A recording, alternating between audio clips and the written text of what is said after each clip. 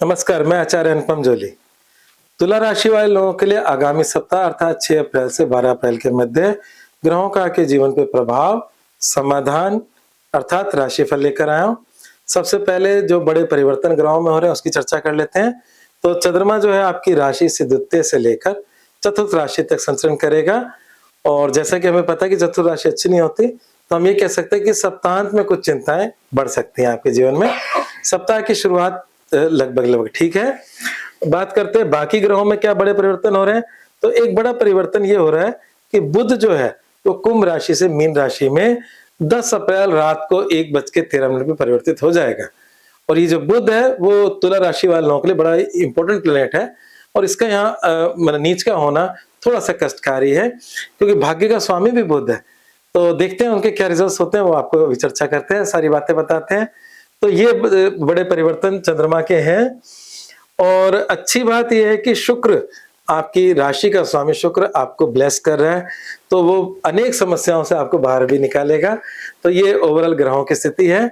बात करते हैं चंद्रमा से और फिर उसके बाद जीवन के विभिन्न पहलुओं से। तो शुरुआती चंद्रमा सप्ताह का थोड़ा बहुत पारिवारिक चिंताएं दे रहा है। उसके उपरांत आपके जीवन में छोटी यात्राएं, सुखद यात्राएं, आपके सामाजिक कार्यों में बढ़ोतरी, दोस्तों नए पुराने दोस्तों का मिलना, पराक्रम में वृद्धि, आपके नाम में वृद्धि ये करवाएगा। और सप्ताहांत के अंदर जो आपकी जो डेट्स हैं वो मैं बता देता हूँ। 10 अप्रैल शाम 6:14 से 12 अप्रैल, तो 10 अप्रैल तो ऑलमोस्ट खत्म सा ही हो गया। जो लास्ट हफ्ते का 11 और 12 तारीख है वो थोड़ा सा आपका मानसिक चिंताएं परेशानियों का हो सकता है। चलिए अब सिलसिलेवार बात करते हैं, पहले स्वास्थ्य की बात कर लेते हैं। तो अगर मैं स्वास्थ्य को देखूं तो स्वास्थ्य को लेकर कुछ चैलेंजेस आ रहे हैं, परंतु शुक्र जो है वो आपकी राशि का स्वामी है, जो आपकी राशि को देख रहा है, मेष राशि में बैठ के तुला राशि को देख रहा है, वो कहीं ना कहीं आपकी रक्षा भी कर रहा है। अब चैलेंजेस क्या आ रहे हैं स्वास्थ्य के, जो मुझे लगता है वो पेट संबंधी समस्याएं आपकी उभर कर आएंगी और वो आपको कष्ट दे सकती है। दूसरी समस्या कमर संबंधी, जिसको L4 L5 कहते हैं, ऐसी चीजों में भी।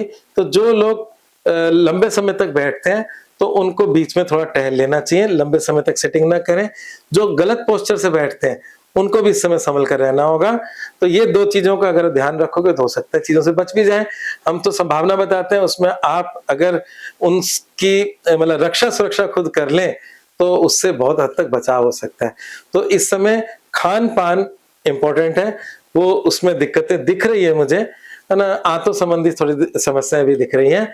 तो इस समय खान पान का ध्यान आपको रखना होगा, पहली चीज सही, और आपको सही पोस्चर से बैठना होगा और लंबी सिटिंग से थोड़ा बचना होगा। ये 2-3 आपको उपाय करेंगे तो स्वास्थ्य संबंधी चीजें भी ठीक रहेंगी।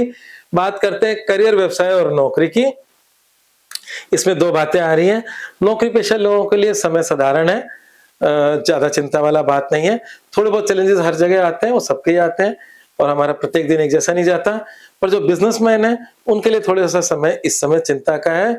छठे घर में बहुत सारे ग्रहों का होना बिजनेस के अंदर परेशानी का सबब बनता है, तो इसलिए अभी बिजनेस में जैसा चल रहा है उसको चलने दीजिए, कोई उसमें बड़े फेरबदल ना करें। आपके बड़े फेरबदल आपको तनाव में डाल सकते हैं, आपके निर्णय आपके गलत आपको नुकसान दे सकते हैं। आपका मतलब भाग्य का स्वामी आपके छठे घर में नीच का मंगल शनि सूर्य के साथ है, तो ये सब चीजें थोड़ा सा आपको परेशानी डाल सकती है। आपके कंपटीटर उसका फायदा उठा सकते हैं, आपके शत्रु वर्ग उसका फायदा उठा सकता है। मतलब बिजनेस में भी मतलब आपके कंपटीटर होते ही हैं, शत्रु वर्ग भी होता है। आपके जो आप काम कर रहे हो वो काम करने वाले जो दूसरे लोग होते हैं वो नहीं चाहते कि आप आगे बढ़ो, तो ऐसे लोगों को मौका मिल सकता है आपकी गलतियों का। तो आपको इस हफ्ते तो संभल कर ही रहना होगा। हाँ, बात करते हैं जहां पर अगर प्रेम संबंधों और वैवाहिक जीवन की, तो मैं माफी चाहूंगा, दोनों में ही कष्ट की स्थिति दिख रही है। अभी अभी बहुत अच्छी स्थिति नहीं है। आपके वैवाहिक जीवन का स्वामी मंगल शनि और सूर्य के साथ छठी राशि से गुजर रहे हैं। छठी राशि मैं बोल देता हूं, हालांकि ये राशि मीन है, छठे भाव से गुजर रहे हैं, तो कई बार ये टेक्निकली एरर हो सकता है, पर हम सीधा अर्थ से ले लेते हैं कि जो कि अच्छी बात नहीं है। ऐसे में आपका जीवन साथी आपसे रुष्ट हो सकता है, जीवन साथी के हेल्थ इश्यूज आ सकते हैं, जीवन साथी आपसे थोड़ा दूर हो सकता है, कभी कभी दूर पॉजिटिव भी होता है, जैसे मान लीजिए कोई व्यक्ति जॉब के सिलसिले में चला गया, तब हम फिजिकल दूरी हो गई, तो ऐसी बात हो सकती है। कभी कभी नाराजगी से इंसान दूर जा सकता है, तो ये दोनों बातें संभव हो सकती है। तो इस समय आपका वैवाहिक जीवन का जो लॉर्ड है मंगल, वो शनि के साथ, जो कि शनि मंगल की युति अच्छी नहीं होती, थोड़ा सा झगड़ों वाली होती है और झगड़े के घर में बैठा है। साथ ही साथ अगर हम बात करें तो जिस शनि के साथ बैठा है वो शनि प्रेम का संबंध का भी स्वामी है। तो प्रेम संबंधों और वैवाहिक जीवन दोनों मामलों में अभी थोड़े समय तक आप अनलक्की हो। मंगल के राशि परिवर्तन के बाद सब ठीक हो जाएगा। तो अभी अगर कुछ गड़बड़ चल रहा है तो अपने व्यवहार से और उसको मैच मत करो, उसको जैसा चल रहा है चलने दीजिए। विगत में मतलब आगे जाकर ये मंगल परिवर्तन के साथ सब कुछ ठीक हो जाएगा। मंगल शायद 11 मई के आसपास परिवर्तित हो रहे हैं, जहां तक मुझे ध्यान आ रहा है। तो 11 मई, हालांकि इसमें करीब करीब 1 महीना है, परंतु कई बार चीजें अपनी गलतियों से वो चीज भी बिगड़ जाती है। तो वैवाहिक जीवन में अगर कुछ गड़बड़ चल रहा है तो 1 महीना थोड़ा सा धैर्य और शांति बनाए रखें, आगे ठीक हो जाएगा। बात करते हैं अपने एजुकेशन की, तो शिक्षा संबंधी भी अड़चने आ रही हैं। इसमें एक ही अच्छी बात आ रही है शिक्षा संबंधों में, बृहस्पति की दृष्टि है, जो बृहस्पति शिक्षा का कारक होता है, वो थोड़ी बहुत आपकी पढ़ाई के अंदर आशीर्वाद दे रहे हैं। बाकी चैलेंजेस हैं, मतलब स्वास्थ्य को आपको ध्यान में रखना होगा। पता लगा एग्जाम के दिन हेल्थ बिगड़ गई है ना, पढ़ाई हेल्थ की वजह से नहीं हो पा रही, तो ये सब बातें रहेंगी।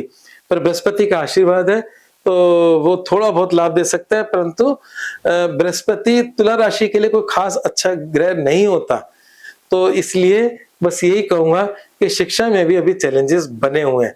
तो आपके जीवन के 3 एरिया चैलेंजेस के हैं, जिनके कोई प्रेम प्रसंग चल रहे हैं, वैवाहिक जीवन और शिक्षा, ये 3 चीजें आपके हैं। और व्यापार नौकरी के लिए मैंने ओके बताया है। स्वास्थ्य में शुक्र का हेल्प मिल रहा है। तो एक तरह से देखें तो अभी जो ये हफ्ता है चैलेंजेस भरा हुआ है, इसमें सूर्य जरूर परिवर्तित हो जाएंगे आने वाले समय में, नेक्स्ट वीक।